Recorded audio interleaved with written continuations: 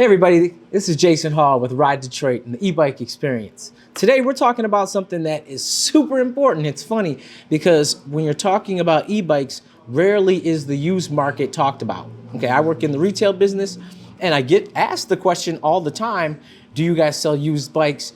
And there is a component that we have in our stores that we do have a store that sells used bikes, but in general, I don't know, I didn't think a lot about this until this topic was brought to me. So I think this is easily one of the most important topics about e-bikes is when you're thinking about buying a used one. Why and why I would not buy a used e-bike this week on the e-bike experience.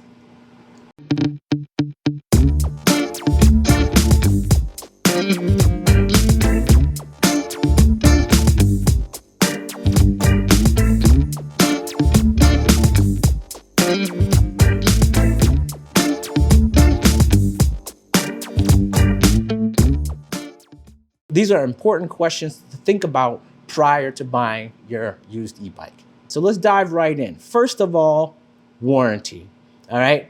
I didn't even know this until I really researched this. I've been in the business for a minute, but did you know that warranties do not transfer to second parties? So if you buy my e-bike from me, the warranty that I purchased or that I got with that bike does not transfer you in by any means. Just so you're clear, when you're buying an e-bike from someone, you're not going to be able to call that company and try to take advantage of any warranty if you did not originally purchase that. You're going to be responsible for purchasing any parts that need to be replaced, shipping, and all of that stuff can be costly. I would say check into your warranty, but there really is no warranty to check into. Just know that once you buy that bike, you're responsible for it. Batteries, okay? When you look at the bike, a lot of people don't think about the fact that the biggest part of the bike really is the technology. And so when you're talking about buying a new battery, that's gonna be a good bulk of the cost. So we just talked about warranties not covering that. So now there's a few questions that you need to ask yourself when you're purchasing a new e-bike, a used e-bike from someone. The first thing you wanna find out is, how many times has this battery been charged? What's really cool is there are certain companies out there that I've dealt with, i.e. I've definitely dealt with a Bosch, Hyena has a diagnostic that I've dealt with. They offer the ability to look at your bike's computer system. Once again, the majority of the technology is in that computer system talking to the motor and the battery. So if you do buy a bike that has a reputable battery, you can do that. Other than that, there's a really complicated mathematical formula that you can come up with, and it's almost like a hypotenuse stretched out thing, but you can obtain that information, but it is much harder to do if you do not buy a battery that has access to a diagnostic. How much is it gonna cost for me to replace that battery, okay? I can tell you right now, there's a couple of companies that we deal with. Right off top, you're looking at $800-900 for the replacement battery, okay? It's good to know that price because when you're going into buying that bike, if all this stuff doesn't work out, you're left out in the cold, you can purchase a brand new one. But you are looking at a good chunk of money because the good chunk of that bike is in that battery, all right? The other thing is, you want to find out how hard it is to replace that battery. Not going to keep beating you over the head, but a lot of the companies that we deal with, it is literally a phone call for me to replace that battery, okay? We deal with reputable companies like Bosch and once again, HiDrive, and those are companies that stand behind their product that I know of. So if I call Bosch with a problem that's clearly theirs and we've plugged it into the diagnostic, me getting a replacement is really an overnight process if necessary. I've dealt with other companies that you're looking at months and months and months, and we'll get into why that is going on, and it has nothing to do with supply chain, but we'll talk about that in a second. But if you buy a bike in January and it breaks in March, and then it takes 6 to 7 months to get a new replacement battery, you've just missed an entire season of bicycling because you were waiting for a replacement battery. Next, we're gonna talk about brand reputation. Okay, let's keep it real. You know when you look into something, you know what's off-brand, okay? If you saw a pair of sneakers and they were made by Bikey, you would question that and you probably wouldn't buy them. So why would you not do that with an e-bike? When you look at a company that hasn't been in business for a long time, doesn't have a large background, their website doesn't offer you a lot of information, it doesn't answer a lot of the questions that I've been presenting to you, why would you buy that bike? Once again, I'm not telling you what to do with your money because I understand the name of the game is saving money.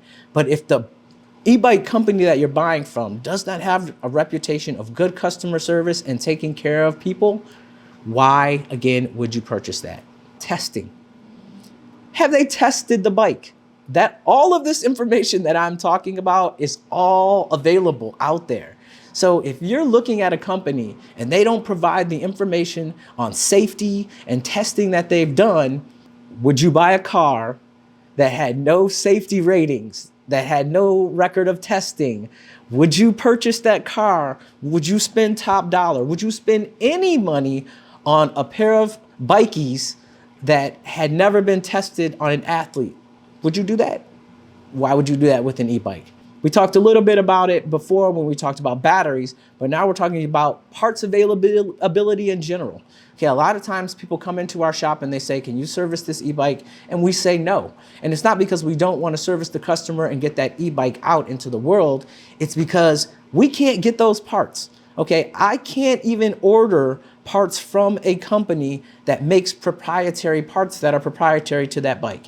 The whole thing with them is once you purchase the bike from them, you belong to the shop. Okay, so they're gonna say, go to your local shop, talk to them, and then hopefully we can get in touch with them, but we can't, just like you can't. Once again, the more information you know, the more that it suits you, helps you out. So it sounds complicated, but it is. Okay, so I'm not trying to say you must buy a new e-bike, but once again, the title of this is why I would or would not buy a used e-bike. So I have to be honest about the things that are hurdles in buying an e-bike. The next thing we're going to talk about is battery quality and service plan. Okay, there are bike shops and bike companies that offer service plans when they stand behind their battery because it's a quality battery maker. Okay, one thing, you can look up all kinds of fuel cells, you can see who makes what, and you can see their track record behind making fuel cells, battery cells. Okay, e-bikes right now are one of the hottest things out there. So everybody's jumping on the market because they want a piece of it. So where they're getting their batteries from or how they're manufacturing their batteries matters not to them. What matters to them is quickness of getting to the market. So they're selling you a battery that is very poor quality. They don't care if it lasts long or not because we talked about warranties. They're not going to offer you a warranty that's going to possibly cover that. So good luck trying to find a replacement battery for a bike that's poor quality. We've gone through all this stuff, but the final couple questions you ask yourself, is the bike really worth it? You found the bike that you love. You think it's awesome. I want to purchase it, take it home. But these are some things that you need to have in order to finally fulfill that final checklist before moving forward. All right. So does the person that you get the bike from have a proof of purchase? Do they have a receipt or some type of other proof of purchase? All right. Because if they do not, walk away from it. All right.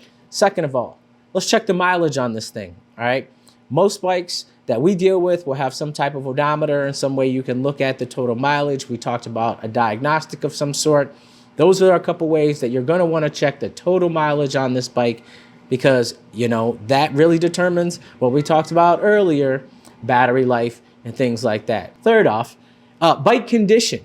What kind of condition is the bike in? Give it a look over. I know you're not a bike professional, but once again, with your eyes, if you look and you see dents and you see scratches, which could potentially lead to rust, or you see rust, you know, these are things that you might want to walk away from as well. But what is a pro tip on this one is if somebody has a maintenance record, okay? I don't have a maintenance record that I've written down, but I definitely save all my receipts when it pertains to service on my bike, just like my car. If I was going to go sell my car, wouldn't having a service record increase the value of that? It would most definitely do so. So I don't have it written down in a notebook, but I definitely, once again, have the receipts and the dates of when I did stuff on the books. I'm lucky I work at a bike shop, so Anthony's kind of my walking bike maintenance record because he takes care of all my stuff. With that being said, we've discussed battery life, we've discussed warranty, We've gone through all the stuff. Let's break it down now. These are the red flags. So if you see any of this, this is an absolute deal killer. If the seller can't provide that aforementioned receipt or proof of purchase, walk away from it. It's just not worth the headache of, the potential of what could come from where that bike came from. Trust me. And we've had that bike come in that was a stolen e-bike that somebody had, and one of the questions that kind of quantified or threw that person off who had stolen it was, where is your proof of purchase, was one of the first things that we asked for. If the seller says that they don't have keys or a charger, every e-bike that you purchase comes, if necessary, let me amend that. I will say comes with a set of keys, but we actually have bikes now that have internal batteries. They don't have keys. That would be the only reason I would not have, you would not ask for a key. But if they don't have but again, that comes with a charger. If they don't have the keys or the charger, that is kind of a sign that that is not their original bike. And I don't mean in a good way. If the seller won't allow the mechanic to inspect the bike prior to the purchase, there's something going on there. All right. Usually you're talking about a transaction of a couple $1,000s. So if you can meet in a place and involve a bike shop to make sure that you're getting the right purchase and sort of help you through that. And if the seller's like, nope, not doing it, I refuse to do that, that's saying something. Come on, everybody.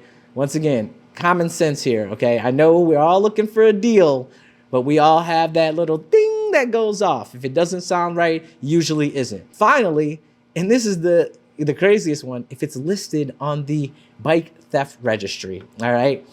Most of these bikes can be registered. We register every single bike that leaves the shop, okay? Unless somebody says to us, I do not want to register, blah, blah, blah, blah, blah, and I even leave a note that says they refuse that registration, because all it is leaving a record or a tracker on the potential that could happen to your bike. If the bike is listed, if you look it up, and they give you all the information, and you look on the bicycle theft registry, and we'll leave that information below, walk away from it, because that means it's stolen. I would love to leave a bonus video on if you want to hear the story of how we caught a bike thief, by all means, if you leave enough comments below about hearing that story, we'll definitely leave a video, because it was one of those triumphs for a bike shop to finally win against the bike thief, and that thief actually ended up going to jail right in front of us. This video was kind of long. The reason it was kind of long is because it's really one of the most important topics. Once again, I hadn't even thought about these things. All these people are floating around trying to save $1 today. So if I can do anything to help you save that buck, and once again, give you the most information to equip you, the consumer, to go out there and get the best purchase, that is what I'm here to do. All right. If I forgot anything, if you have any questions, again, please leave them in the comments. In the meantime, like, watch, subscribe. Thank you. I'm Jason Hall with Ride Detroit. See you next time.